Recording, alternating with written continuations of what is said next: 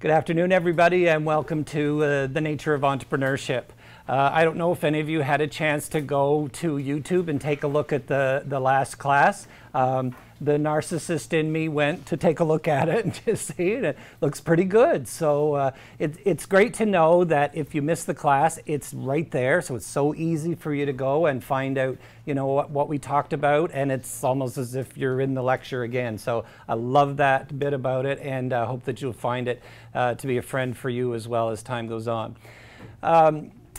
So one of the things that is critical too is that everybody that's here in this room get into the Facebook group, the others who are online as well, but those of you in this room are obviously doing it for credit. So these are people's names that I couldn't find as members of the group this morning when I went through it. So I'm just going to see if you are here and get you right now to go in and request to join the group. So is Nicholas Stone here? So Nick, can you log on right now, go to Facebook and try to get in, and we'll put you in there. Sheila Sitol, yeah, so do the same thing right now, please. Lovepreet Singh. Yeah, so can you go on to Facebook right now, please, and get, because I want to make sure that's all done before we're done today. That's in. Mohammed Lawal Mohammed. Not here. Okay. So where's the other Jessica? Is she here? No. Okay, so we'll get that one straightened out too. Alphonse, is Alphonse here? No Alphonse. Tapilo. No Tapilo. So these people could possibly not even yet arrived yet, so that could be what's happening with some of these. Alana Head. I'm in it. I just checked. Okay. So have you joined like today? No, it was like weeks ago. So Herbie, I'm wondering like why I wouldn't have seen them in the members list then. Like I went through it. Could be their settings. They might have a privacy setting on. I'll go double check, make sure everybody's in there. Okay, all right. Chun Li Dong. Chun Li Dong. Papa Diop. Levaya Dannie. Hamur Chahal, Nikki Balescu. Nikki, so are you in, Nikki? No. Okay, so please go on right away. And Deirdre Augustine. Is Deirdre here? No. All right, so for those whose names were listed there, and the others maybe they just haven't arrived yet, even on campus possibly, but yeah, so there are several things that would be posted in there that you wouldn't have received yet if you're not a member, because it is a closed group, so you wouldn't be able to get in until you're actually identified as a member of the group. I also want to point out to you the things that I posted today. We don't need to see that. So the networking news requirements, and I thought when I mentioned this last day that I had made a mistake, but I didn't make a mistake, and that's always nice to know. Just because I'm doing integrative and the nature of entrepreneurship, I had the two things separated. So let me just close this for a second.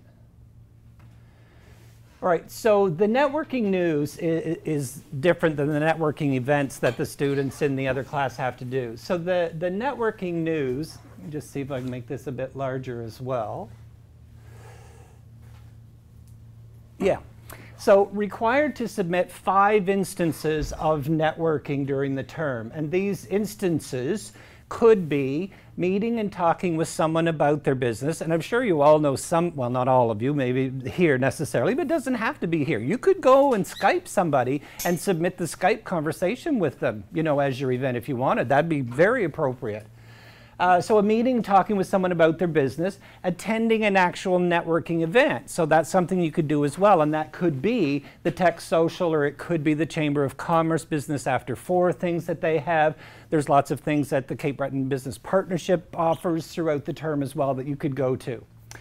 Learning about agencies and or services that offer assistance to entrepreneurs in CBU. So you could talk with Cape Breton Partnership and say, you know, what do you guys offer for an entrepreneur or whatever? That could be your networking event, or instance rather. Or if you wonder whether or not something that you're going to do classifies as a networking instance, just ask me and I'll say yay or nay. So you should tell who and what this network is. So what were you doing? Who did you talk to? Where did you go? Whatever. How you could see this networking assisting you, or any entrepreneur for that matter, in the future. What benefit was this networking instance to you? Like, what'd you learn? What's the takeaway? These reports should be no longer than 1 page. That's all. Okay, just a 1-pager. Typed, double space, Times New Roman font 12. No cover page, title page required. Hug a tree. All right.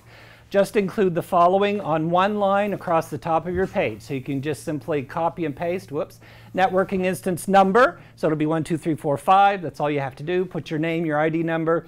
Now, I say all submissions must be in hard copy. Not true. Obviously, we're into technology for this class. So I prefer hard copy, but if you want to submit it electronically, that's absolutely fine. So any questions about the networking news?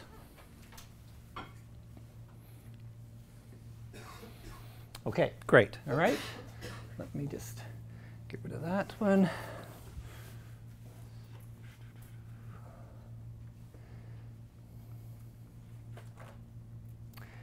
Come back to the business conduct. Okay, the instructions for your business paper.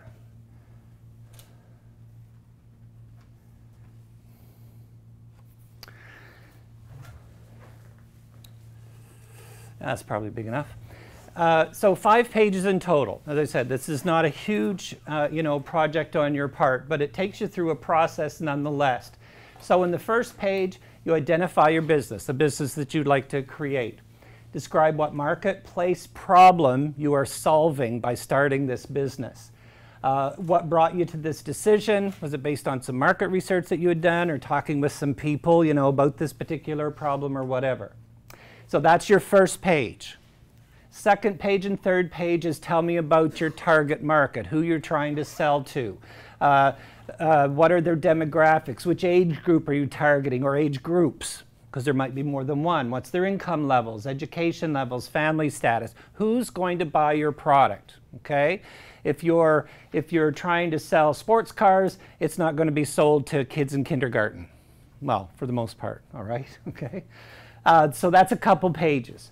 The financing of your business, again, that's a couple pages. So they don't have to be exact, but you've got to be sort of in that frame. What are the current resources that you have? What are some of the potential financial resources you could get to start this business? How much money do you need to get started? And what are the struggles that you will face in financing this business? Now, admittedly, you may not know exactly how much money you'll need and where you'll get it and all that kind of stuff like that. Project, okay, as best as you can. And then your last page, and this is a critical phase, because in strategy we say a plan or a strategy is only as good as its implementability. If you can't implement your plan, you don't have a plan, right? So this is pretty critical. So when are you going to try to start your business? And again, you don't have to say, on January 29th, but say like, by the end of the month, or within 6 months, or within a year. Okay, and you could maybe give some rationale as to why it's going to take you that long to do it. Where are you going to start your business? Okay, again, location is a critical element with any business and its success. You can have a great idea, but if you're located way outside of town and nobody knows where you are, it may be hard for you to sell your products or services. How will you implement it? Who will you need? What kinds of things are involved in doing it? Just on the weekend, I was watching Downtown Nutrition's video on Twitter, where they sort of gave a profile of the few months that it took them to rebuild the place downtown. And it's awesome, and it's only 2 or 3 minutes, and it would, pay you good advice to go and take a look at it. So just look on Facebook for Downtown Nutrition, or Twitter Downtown Nutrition, and you'll see the process they went through and the struggles that you're going to have in getting it started. So again, like really 5 pages, that's going to be a no-brainer to do that stuff there. It really is. Okay, any questions about the business plan? Yes, sir. Now, we have a question, and one of the things we learned from last day is people who are listening online can't hear anybody much but me talking. So are we hoping, Herbie, that this ambient mic in the middle here will pick up? Yep. Okay, all right. So questions? Sorry, buddy. Just speak up, please. In the business plan, do you want the references that you have, or like from where we took the information and all, from whom or something? No, because for the most part, your information is pretty much going to be live and current, with the exception maybe of the demographic stuff. So if you're getting demographics about the CBRM and what people are making and stuff like that, yes, you quote your sources. Other than that, I don't think you're probably going to have too many sources. And you could put conversation with a banker, you know, what that. And normally APA says you mention that in the text, but you don't need to reference a personal conversation, okay? I had another thought too, just as he asked that question, and I lost that thought. Any other questions about the business plan?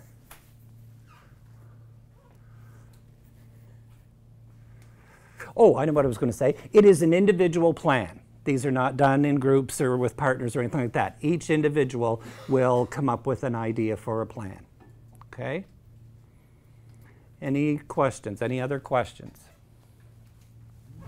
Okay, so that's there on Facebook as well. Sorry, Yes. Is that an individual thing? Yes. So, I think there's a lot of information for just like one page. Personally, I think like it's a stage by stage product, but each stage probably, I don't know if it'll probably take like more than one page. That's what I'm trying to say. Yeah, so Is there, like, a very good point. range? I gave you the ranges. So one page for your introduction, page 2, 3 for your market, page 3, 4 for how you're going to finance it, and page 5 for the implementation. And this is a discipline in knowing what is important and what isn't.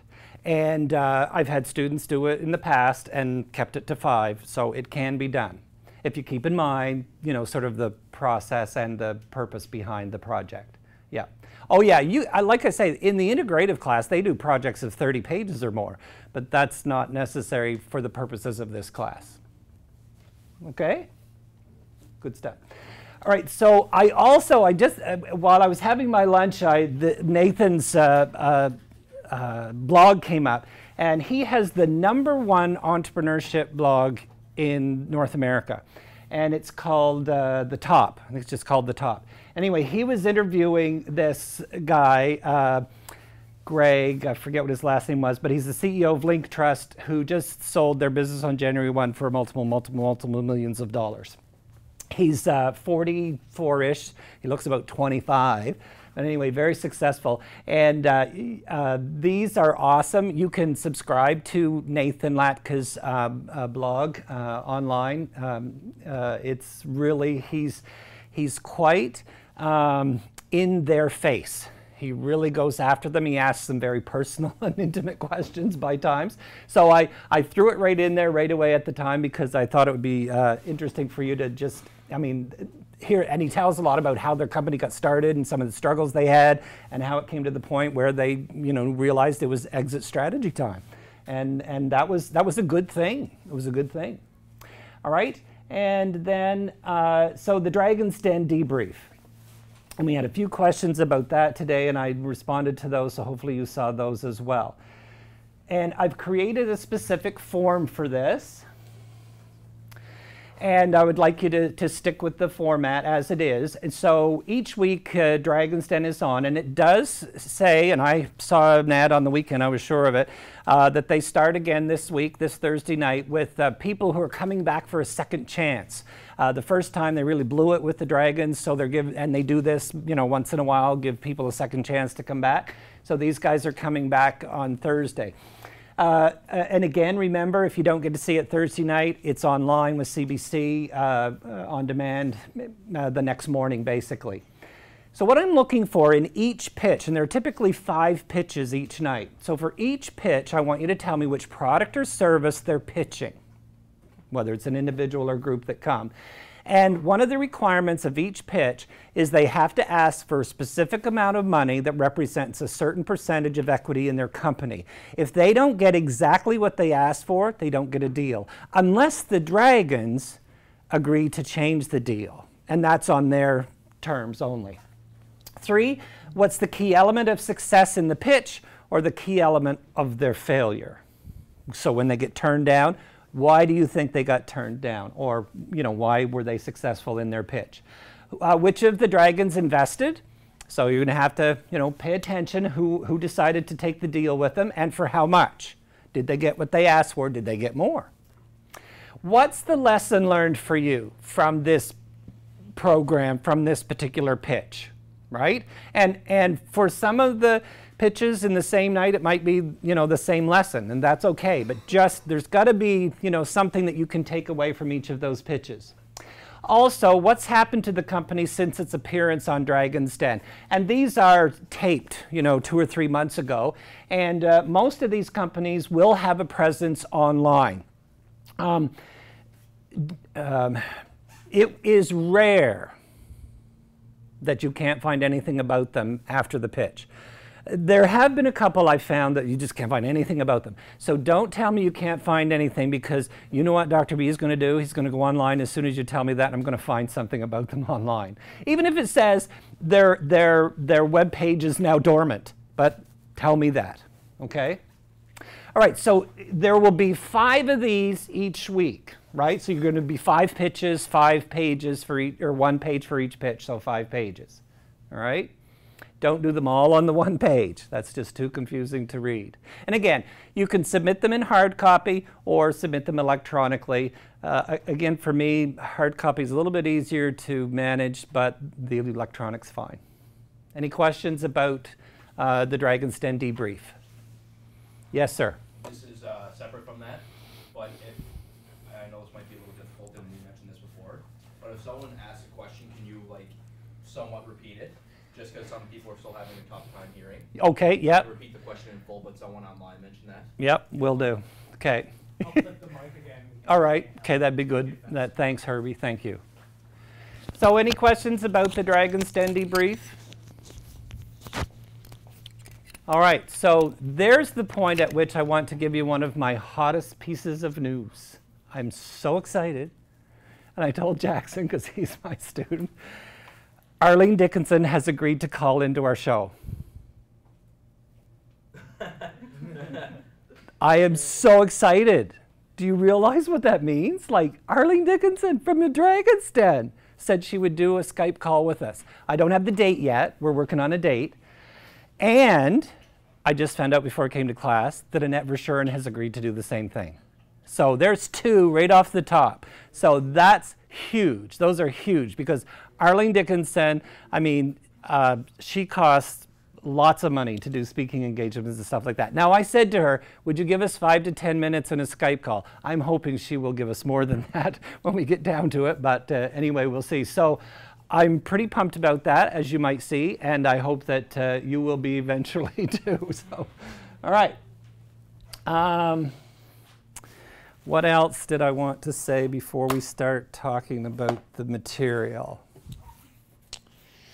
I think that's everything else that I've posted today, just to bring to your attention. So let's find Mr. Good here.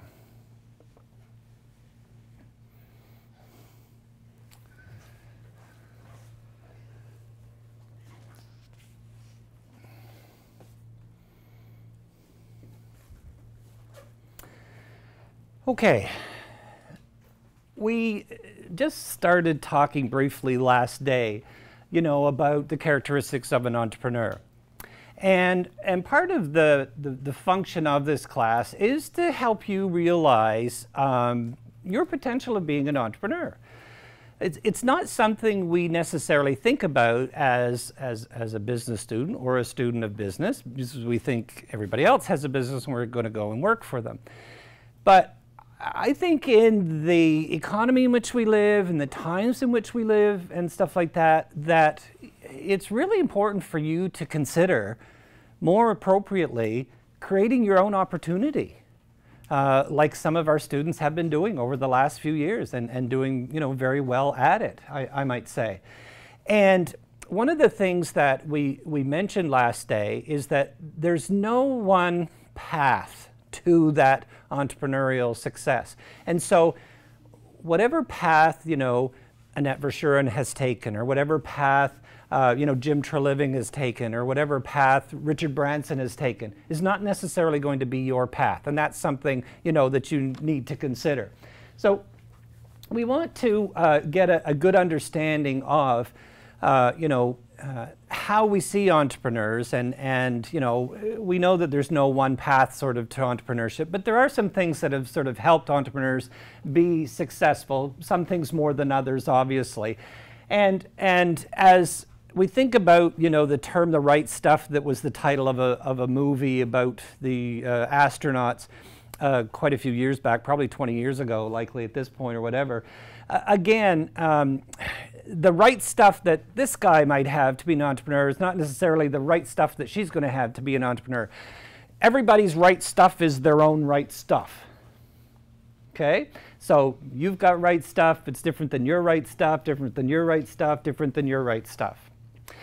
And there is, and if you've looked at the first part of your text already, you have seen that they say, that there is a myth about that entrepreneurs are made and not born. Okay, and there's an argument about that that's been going on forever and ever and ever. And some people say you either are an entrepreneur or you're not. Well, the literature doesn't bear that out anymore. There are lots of things that you can learn about being an entrepreneur. There's lots of stuff. Yes, it'd be great if it comes to you naturally. That's wonderful, right? Another example would be, so how many in here are musicians? Any musicians among us? Good. Okay, so we got a few. I am one as well too. So I'm a keyboard specialist, and I taught my oldest daughter and son piano. My daughter was the technician. She learned all the right ways to do it. Oh, she's probably going to hear this. Sorry. Oh dear, I'm in trouble now. Too late, I can't back off. But she learned to play really well, and for the time when she played and stuff like this or whatever. My son, on the other hand, he hated to practice and stuff like this, but he had some natural musical ability that came differently from just, learning the right stuff. And entrepreneurship is very much like that as well, too. There's some technical stuff that you need to be an entrepreneur, but man, it's great if you can supplement that with some natural, innate stuff as well. So with apologies to my children, we'll move on. So studies suggest 3 principal reasons for the entrepreneurial success, which we looked at: responding positively to all challenges and learning from those mistakes. Being able to zag, okay? If you were here last day, you know what we mean by zag rather than zig. And also that you learn from your mistake once, okay? Because if you're continuing to make that same mistake, then you're not learning from it. Somebody who is able to take initiative. And again, if you look at, if you're from a family where there are, siblings, that some are willing to sort of just get out there and do it, where others have to be told everything, to get done. An entrepreneur isn't going to be really, successful if they're constantly having to be told what to do. You got to see the opportunity, grasp it, and take it. And having great perseverance. Why? Because this is not easy. You will have days when it'll be nothing but disaster. It'll be nothing but depression. It'll be nothing but downers. It'll be nothing but things go wrong. And the next morning you still got to get up and get out of bed and do it again. So perseverance is critical. No cannot be a word that you can let get you down. All right? If you, again, back to the musicians, if there's this particular piece of music, that's causing you pain, the only way to get rid of the pain is to master the piece. And you just got to keep going at it and bite at it, bit by bit. Okay, so we've already said no single profile. There are some common attributes and abilities that do tend to show up through the research, but there's no template. Again, I cannot say that often enough or stress it enough to say that just because that's how they did it, it's not necessarily the way that you're going to do it or that you will succeed. So please be encouraged by the individuality of entrepreneurship. All right. Over 50 independent research studies into the essential nature of the entrepreneur result in a set of common characteristics. And again, While I say they're common characteristics, remember, I can't write out, a recipe for a cake. Has very specific ingredients that it needs and a recipe that you need to follow. You put this in here and then that in there and put it in the oven and cook it at a certain temperature for a certain period of time, and wham, you get this beautiful cake. That doesn't work quite this way, all right? So this stuff is here, but again, you could put the same ingredients out to 5 different entrepreneurs and come up with 5 different results, all right?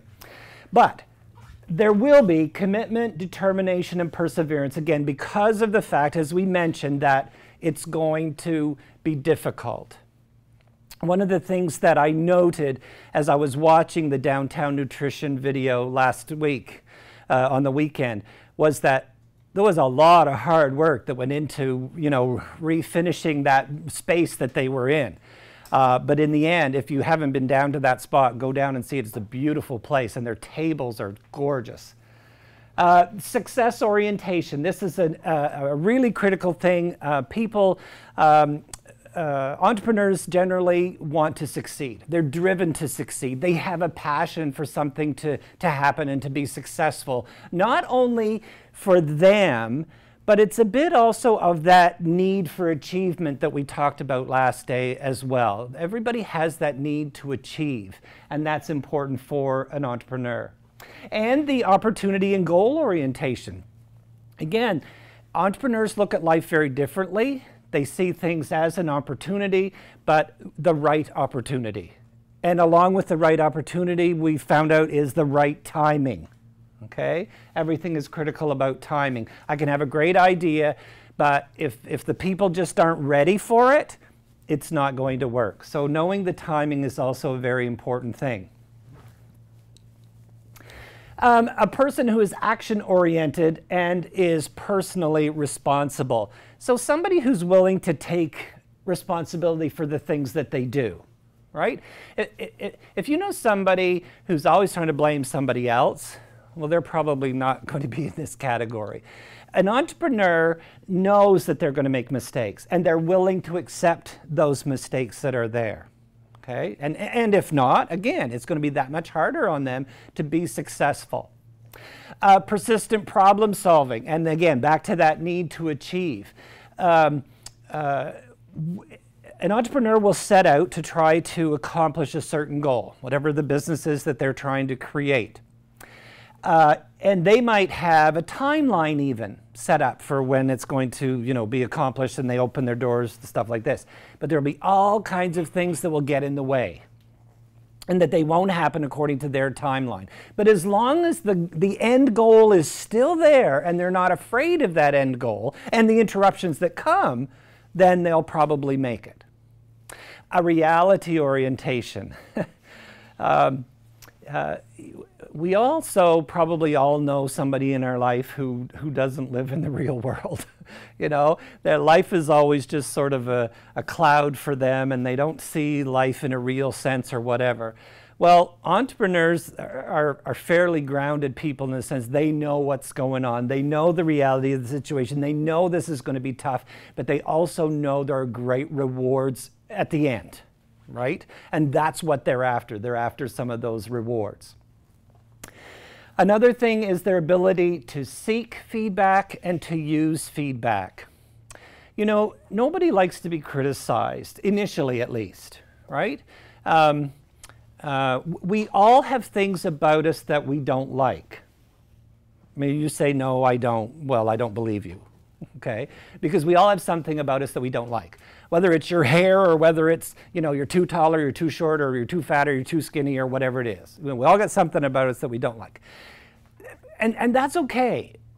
But how do you use that to your advantage? That's something that you want to look at. And an entrepreneur realizes that. And for them, what it means then is, I bring that person around me, or those people around me, who can compensate for that thing that I'm short on, whatever it might happen to be. Okay? And the thing about feedback is, I really need feedback as an entrepreneur. And I need it regularly, and I need to understand that it's valuable and efficient and effective in the success process. Because I am going to look at this whole process through my eyes.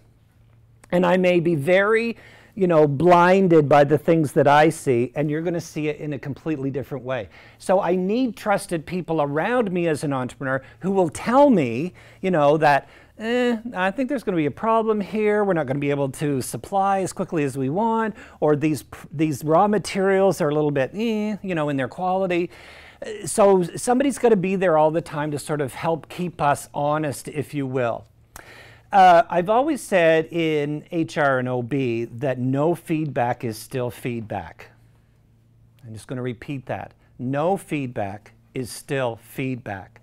The problem about no feedback is I usually don't interpret it the right way. And I don't mean me specifically, but I mean, the person receiving it. Because no feedback, I could tell myself means, oh, I'm doing an amazing job, so nobody's telling me anything different, and I'm just going to keep right on going. When the reality might be, nobody's giving me any feedback because I'm an idiot, and nobody's listening to me, and I'm just doing whatever I want.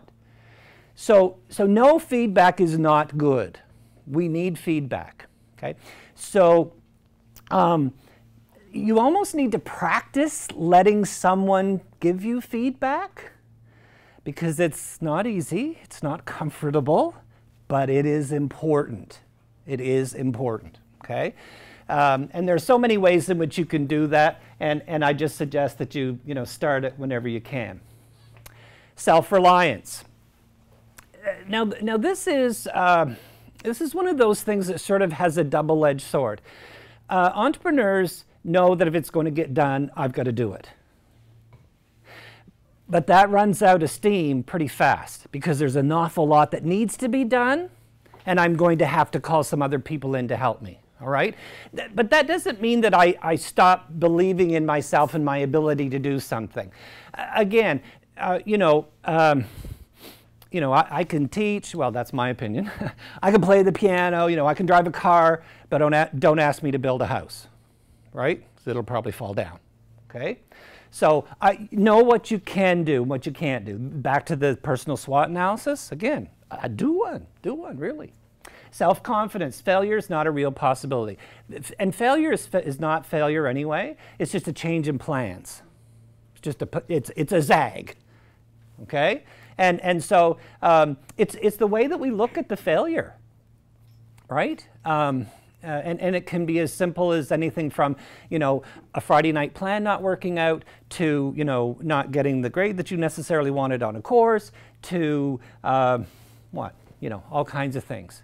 Just as long as you see them in their right perspective and pick up the lesson that's coming from it. That's an entrepreneur that's got to do that. Tolerance of ambiguity and uncertainty. See, here's the thing about planning. As I mentioned the other day, anybody who's learning to plan, the first thing they need to learn is about Plan B.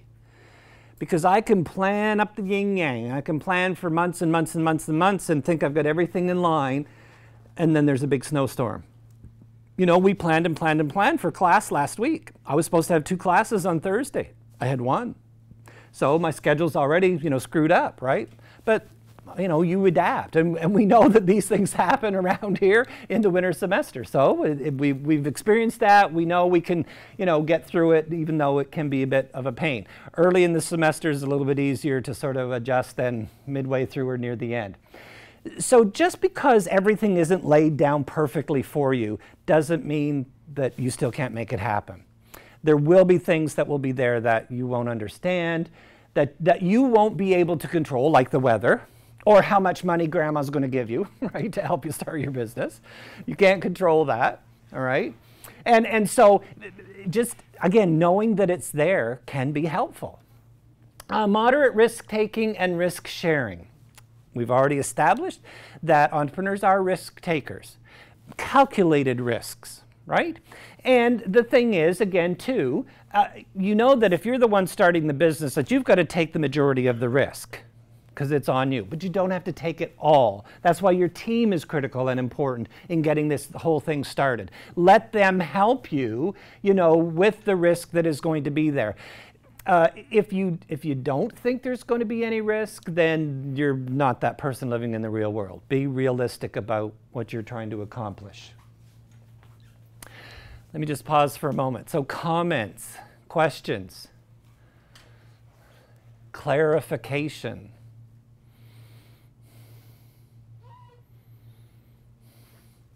Anything from online, Jackson? No. Okay, all right. If there is, just holler, let me know. So what am I saying so far? Does any of this resonate? Does it sound plausible? Is it stupid? You're allowed to say that.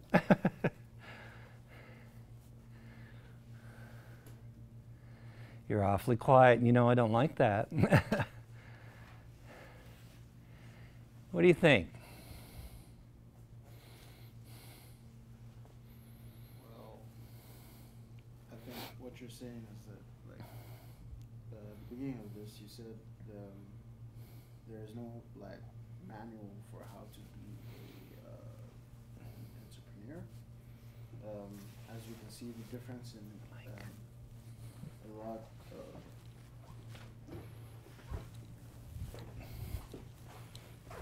Just so everybody else can hear what you're saying. Okay. So there's a difference in the way. There's no particular way or structure or set of rules that an entrepreneur has to follow in a sense. Right.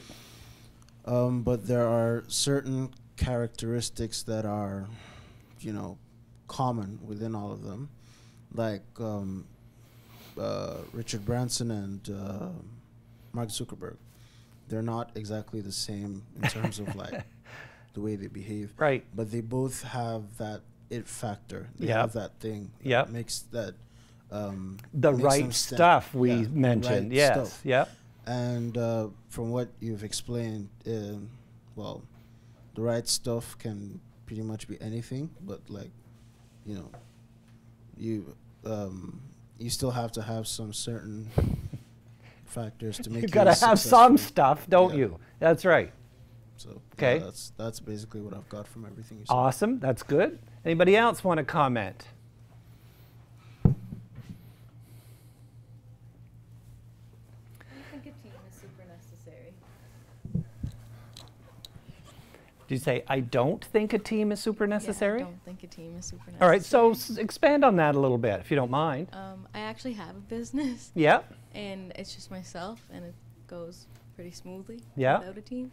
yeah. So, So do you mind us asking what your business is? no, I have a salon. I'm a hairstylist. Yes, So cool. I just started in the summer on Yep. my own.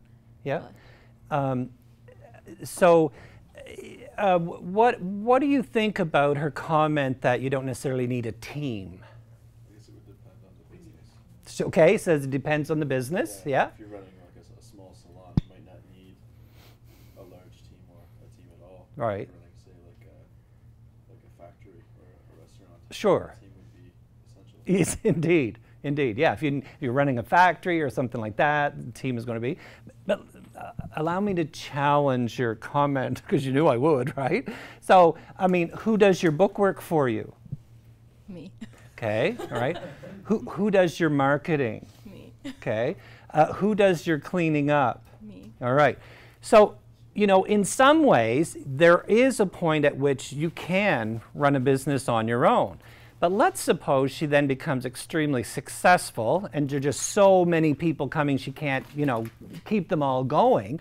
So somebody eventually is going to have to start doing some scheduling for her. She may even have to hire a second person, to do it or whatever. And so for a startup, it's perfectly legit to say a team is not necessary. But again, so I have to, as the entrepreneur, be always thinking about an end goal. And am I going to be, do I want to be satisfied with me, myself, and I? No, definitely not. I mean, if I'm going to bother to, start a business, there's got to be something behind it, and that is, it will grow. Just like anybody or anything else, we don't want it to be stagnant, we want it to grow. So while right now you could be very comfortable with the me, myself, and I, hopefully there's a potential thought somewhere along the way that you might branch out into some other, like, do you just do hair? Do you do some nails and stuff like that as well too? Just hair. Just hair, all right. So good, and if anybody's looking for a haircut, give her a call. All right, thank you. Okay, so good comments, appreciate that. So let's keep on going here. So another characteristic that is common is a response to failure. And again, remember, I don't like using that word, although it is reality, right? There are things that go wrong. But again, you know, just a change in plans, okay? What's the next step? What do I learn from that? What did I do wrong? You know, how did this happen? What are the circumstances that brought us to this place? You know, and how do I then zag from that? The low need for status and power. They're driven by a need for achievement over status. I need to get this done. I need to accomplish this. I need to. That's the thing. It's not so much about, you know, hey, look at me. It's about, you know, making sure that that this is accomplished. Being able to sort of see the power end of it is not critical. It's I have a task. I need to get it done. You will see that even yourself in your studies. You know, if you're, you know, sometimes I find those students who are the most concerned about, you know, what's going to happen with their course, you know, almost to a point of, you know, some neuroticism about it, worrying about this, worrying about that, worrying about, they're usually the students who are always going to do really well anyway, because that's just the nature of the beast. So achievement is critical. Get it done. That's what they want to do, or as we would say here locally, get her done, all right? Integrity and reliability. Remember I mentioned last day too that in the research that was done in asking people, you know, what kinds of characteristics they thought business leaders need, entrepreneurship particularly, it is honesty and integrity. Honesty and integrity. And this will help your business to proceed, to continue, to be, you know, in the process for years and years and years. Without that, it's not going to last very long. Okay. Team builders, so recognize that it's virtually impossible to build a sustainable business by working alone, but they also actively build a team. And again, you know, eventually, as you know, even as a you know, a one-person sole proprietorship business may begin to develop. A team may also be necessary. And even still, I mean, you know, you must have gotten some advice from somebody before you started your business and, you know, where to buy supplies and who are the best suppliers and what's the cost I got to pay and, you know, stuff like this, right? Yeah. So even to that degree, to some point, she already has a network. And in a sense, your network is your team, right?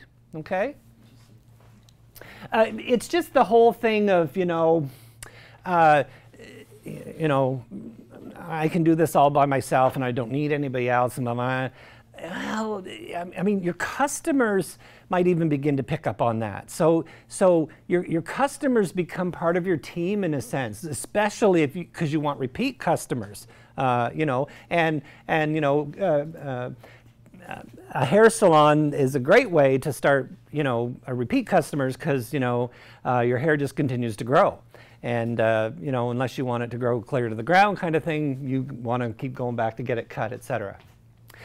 All right, so all of those characteristics, which, you know, some we're born with, so they're innate, some we can learn or whatever, but there are some things that aren't necessarily easy to learn. And it doesn't mean that you have to have these, but if you do, it probably enhances your ability to be successful. And again, no formula, okay? High energy, good health, and emotional stability. And there are certain, you know, government leaders maybe in the Northern Hemisphere who are questioning their own stability these days, and without, I hope you're picking up what I'm saying, without, you know, getting into trouble about this, but it is important because you know that, you know, if you're going to try to start a business or whatever, you're going to be putting in 12, 14, 16, 18-hour days. And that won't necessarily end anytime soon. That's probably going to happen, you know, maybe for years kind of thing. And so, you know, stay healthy, stay well, do whatever it is that you can, you know, to be well. Because as an entrepreneur, you usually don't have the luxury of calling in sick. Because if you call in sick, the business closes, right? So there are days when you'll even have to work when you're sick. Creativity and innovative nature. You know, we don't tend to think of ourselves, well, at least I didn't, I've learned a little bit from that or whatever. I never really thought I was very creative at all. I couldn't color to save my life. I hated coloring as a kid, still hate coloring. Never could stay inside the lines, or whatever. But, and don't have much for art as far as sort of drawing art is concerned. But I've learned that as a musician, you are an artist. So my creativity comes out, but it comes out in a different form.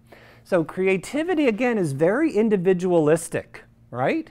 And so find where your creativity is. And again, innovation just simply means keep looking for the next problem. Okay, because there's where your business ideas come from. The problem that you identified that you then want to solve. That's where the ideas might come from. High intelligence and conceptual ability. Now, I don't really know the degree to which you want to push the high intelligence. Of course you want to be smart. But what is smart, right? Identify smart. I don't know, right? There's all kinds of... The thing is, you got to be able to learn. Because the process of living is all about learning, constantly learning. One of my lines is that the minute you stop learning, you start dying. That's what I think. The minute you stop learning, you start dying. Because that's one of the things I think that keeps us going. It's just sort of a natural part of who we are. Conceptual ability, again, being able to see things in the bigger picture, right? See things outside. Oh, I hate this term, but of the box. But see things differently. See things differently. It's really important. The ability to see a better future and a capacity to inspire others to see it. One of the things I think that annoys me, more than anything, is when somebody will pick apart somebody's desire to improve something. And I've seen it online, it happens, and people trying to improve the situation around here kind of thing. There's always somebody who finds fault with it, instead of realizing, hey, look, I'm trying to improve things here or whatever. So instead of, stomping on their initiative or whatever, get out there and help.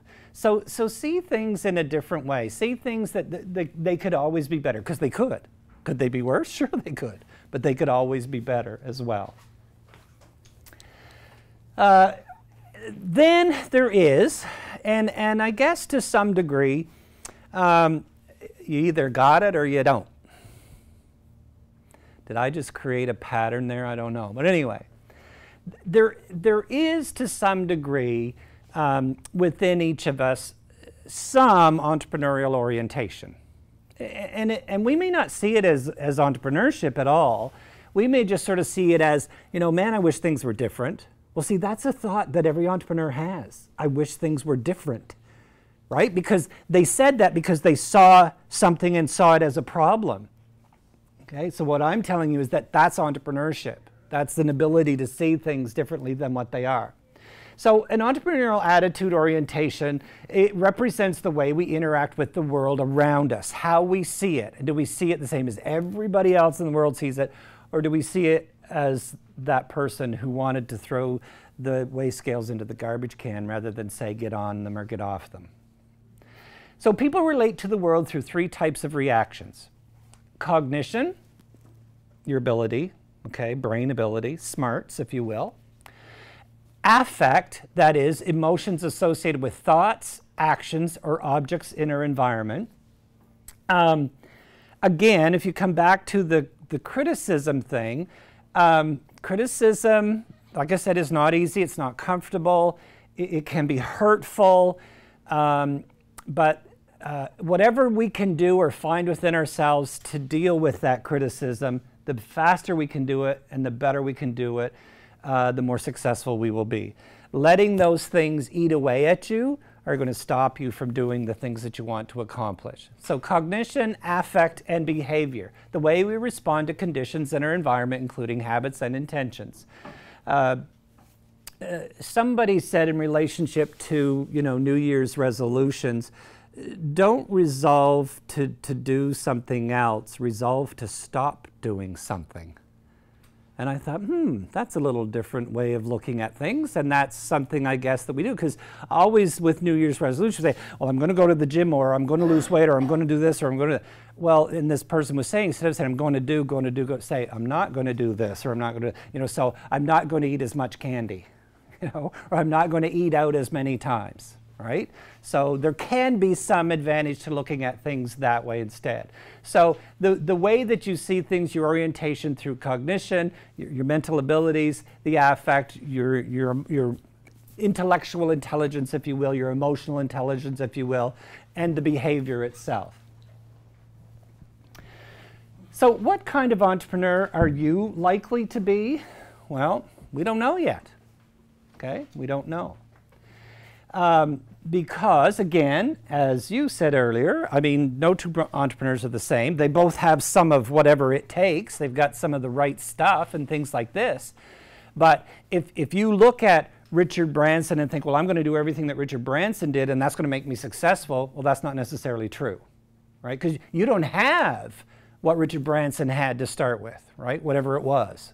Okay? You didn't have his parents, you didn't have his background, you didn't have his, school training, you didn't have his almost getting thrown in jail training.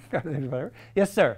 Yeah, but like, you can still use them as an idol, right? Oh, absolutely. You could still use them as an idol and as somebody to look up to, etc. But if you just think that if I do everything that Richard Branson did, that I'm going to be successful as well, that's not going to work.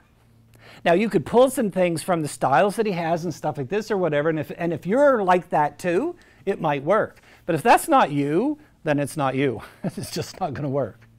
Okay? John Warlow interviewed over 500 small business owners and developed attitudinal profiles about entrepreneurs. And again, no pattern. I mean, and these studies have been replicated and done many different ways and whatever. But from his research, he says that there are 3 different types of entrepreneurs, and we'll take a look at each of them briefly.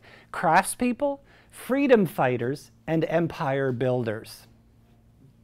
So just think of those terms for a second. A craftsperson, a freedom fighter, and an empire builder. Now that don't sound like, an entrepreneur in some ways. Like an entrepreneur is a freedom fighter? Like, what are they talking about? So let's see what Warlow says. First of all, craftspeople. So you might have a sense from this that they derive their sense of self-worth from their mastery of a craft or a trade. So I think a piano player has a craft, just like a painter has a craft, like a carpenter has a craft, whatever. So somebody who can do something sort of, I was going to say with their hands, but do you know that there are very successful painters that paint with their mouth only because they're quadriplegic, for example, So it's not just what you can do with your hands, right? But what you can do. So maybe let's just put it that way. Craftspeople also have a greater focus on developing skill over business. So as long as I am the best at what I can do, the opportunity will always be there. I saw, I forget who it was even showed me this and where it came from, but this man who is a master craftsman at creating nature poses from a piece of wood. And his pieces sell for tens of thousands of dollars. So as long as he's the best at what he does, he'll never have to worry about selling them, right? So his function as a craftsperson is be the best at creating those pieces that I can possibly be, and the rest will fall into place, all right? Third, they generally work alone. Yeah, so I mean, a guy who's, whittling away at a piece of wood to try to make it a piece of artwork, you can't have 3 or 4 people doing that. Now, some artwork you can, but oftentimes with a craftsperson, they generally work alone. So any of you know a craftsperson, somebody who's very, very good, creating something? Like what, for example? Well, I know 2 musicians. They are really good at just like putting the songs together. Yep. They are antisocial, like extremely. But good at what they do, right? Yeah. Yeah, and it's an interesting thing, you know, because it's one thing, you know, to write a good song, but it's another thing to produce a good song. Like, make it sound in a way that is commercially viable. Some people can sing well, but they have no commercial voice, right? And whether or not, you know, we really understand what that means, it doesn't matter. But the point is that, you know, if there's no saleable quality to it, well, it's still just a nice voice. And that's it, all right? If you've watched any of those programs like The Voice and stuff like that or whatever, there have been all kinds of people who've been on those shows who are great singers, but they don't have a commercially viable voice, one that, you know, people would spend money on. So craftspeople. Secondly, the freedom fighters. I like this one just because it seems to be out of place in a way. These guys seek financial independence. They love, you know, the results that a successful business would bring to them, being able to travel over the world and all that. I was just watching a video today that Alex McLean posted from a helicopter high over the Hawaiian Islands. Poor thing, you know. But there's his success, and he loves to travel, and he travels all over the world, and he shares that, you know, with us, and to a point where he's trying to say, you know, like, you know, here's what success can do for you. Now, not everybody's, you know, going to have that kind of success, but that's his success for him right now. Next, the goal is to be free, to work hard, and to control their destiny. They don't want to be, you know, under somebody else's schedule. They want to create their own schedule, create their own life, create their own destiny, if you will. They represent about 30% of small business owners. So the freedom fighters are those, the independence is what they're after, okay? Usually staff 3 to 50 employees in these types of businesses, so they try to keep them small because they're easier to, you know, sort of manage, if you will, and gives them the ability to grow to the need that they have. The growth is less than 30% a year, again, because they want to have more contact with what's going on. They're concerned about being able to maintain a certain lifestyle, and they will grow as their need for their lifestyle grows, or a change in their lifestyle grows.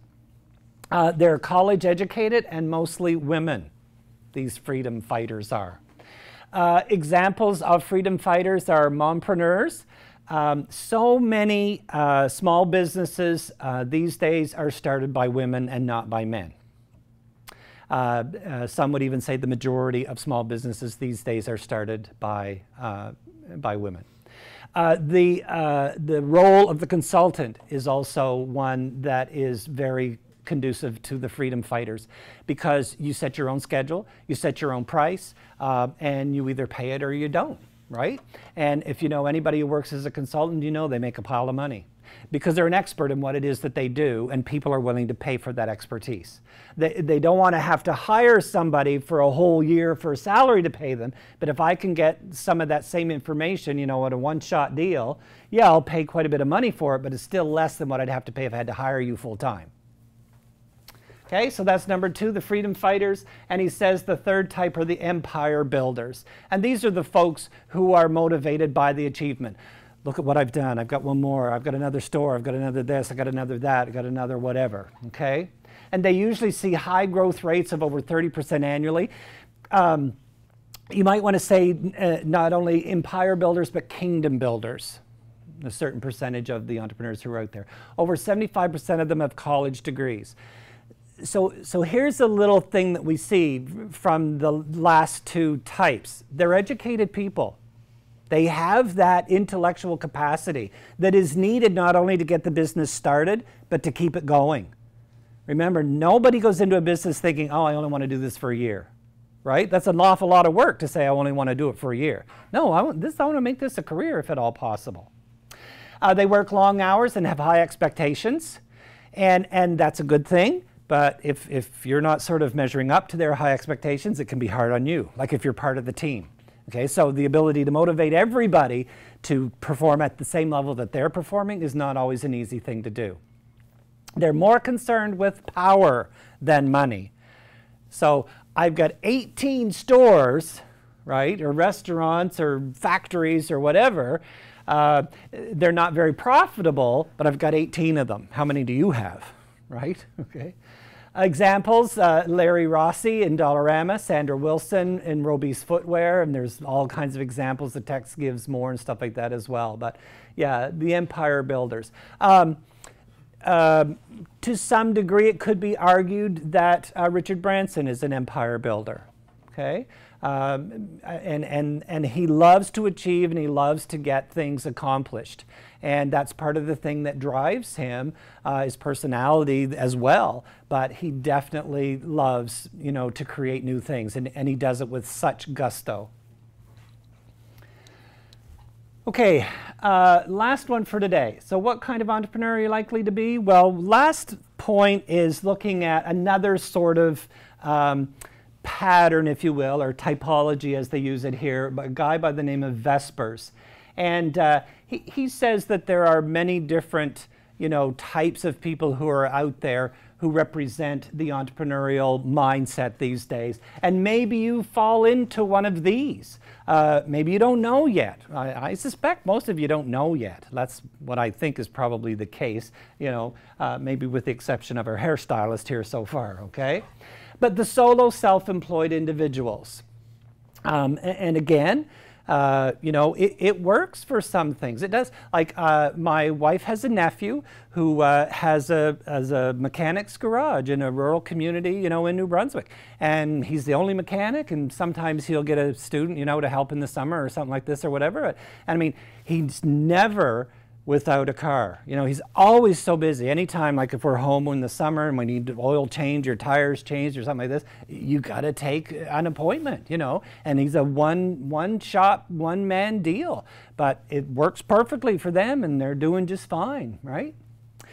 Deal to dealers, you know, so I mean, here's the thing that somebody is, you know, out there trying to make sure that they are operating at a level that allows them to take advantage of any opportunities that come their way, deals that come their way.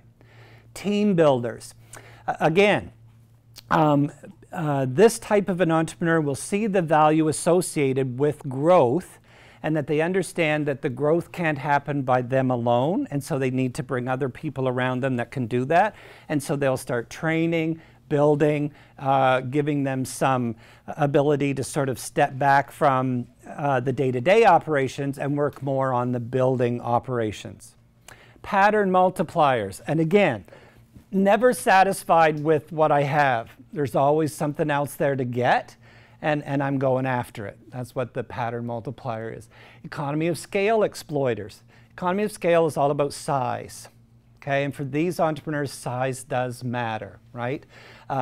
Economy of scale means, you know, well, if I've got one pizza shop, if I have two pizza shops, I can save a little bit of money by, you know, buying all of my materials for both shops from the same place. And if I'm buying twice as much, maybe they'll give me a deal, right? The capital aggregators. So to aggregate means to bring together, all right? And so capital doesn't necessarily only refer to money, but it could be, you know, intellectual capital. It could be real estate capital, right? Lots of people just, they like to buy land, right? Because they never know when there might be an opportunity to use that land to start a new business or whatever. And that follows into the last category, which is the acquirer. And the acquirer is that, I mean, not only, but one of the things that they will do is, sure, we've got our own business that we're doing and it's doing well or whatever, but if I could also, you know, buy that business, it might supplement the current business that I'm doing. So let's suppose that our hairstylist here finds out, you know, that there's a great, you know, spa next door, or down the street or whatever, and they're doing everything else but the hair. You know, they're doing the manicures and pedicures and maybe even massages and who knows what else or whatever. And she's thinking, well, you know, my business is going really fast and I'm growing, you know, or whatever, so maybe I'll buy that business to incorporate it into mine and now create a hair salon and spa. So bring the two together, so amalgamate. So there are patterns. There are characteristics that might seem normative, you know, for entrepreneurs. But I would suggest that if you ever try to sort of use it like a recipe for a cake, it's not going to work. okay? Because again, I could, you know, do everything that Richard Branson did, but I'm not Richard Branson, so it's probably not going to work the same way that it worked for him, right? Comments? We have a question from, or more of a comment from somebody online. Sure. So it's from Mido. He said that every time he thought about starting a small business and he did take initiative, he would find someone that would come into the same place as him. Yeah. And would kind of have the same idea. So he had the idea of starting a healthy food truck because he found that a lot of them have, you know, they serve burgers and pizza and stuff like that. So he wanted to make something new. Yeah. So ultimately, his point was, if you have an idea, he said take initiative and do it. Because if not, somebody's going to come along and pick up that opportunity. Absolutely. And so we'll respond to that comment as well. And it's true, you know, there are all kinds of food trucks, right? And they're getting very popular, more popular all the time, you know, whatever. And the thing is, it doesn't mean that just because there's lots of food trucks out there that you can't also start a food truck. The thing about, you know, any industry is that somebody's going to rise to the top.